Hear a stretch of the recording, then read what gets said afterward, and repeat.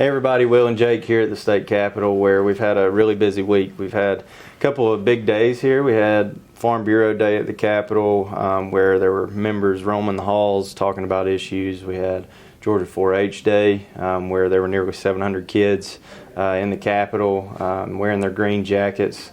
We also have a bunch of pieces of legislation that are starting to come to fruition, whether they're going through the committee process, going through their respective chambers. Will, why don't you tell us a little bit about what's going on that front? Yeah, it seems like every day this week we had several bills either in committee or on the floor of the House and the Senate.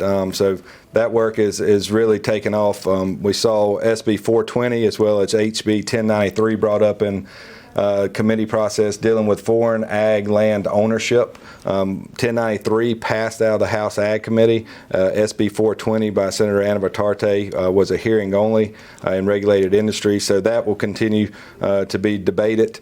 We saw TORT Reform brought up in the Senate on the floor. SB 426 by Senator Tillery was brought up and passed by the Senate, and that deals with direct action. That now heads over to the House to be continued on.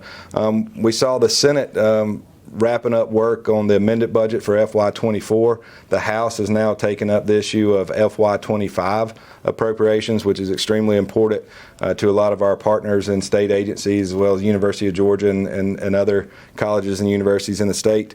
But most importantly is what just happened here in the House Judiciary Committee, where HB 1172 was heard and was passed. And that bill is dealing with public trust doctrine as well as private property rights on our navigable waterways. A huge deal to our industry, something that we spent the last year working on after passing SB 115 at the end of session last year, that we believe was a real burden to our industry and really put us at risk. So we're glad to see that pass out of the committee. This work will continue as we march towards Crossover Day coming up in 2 weeks.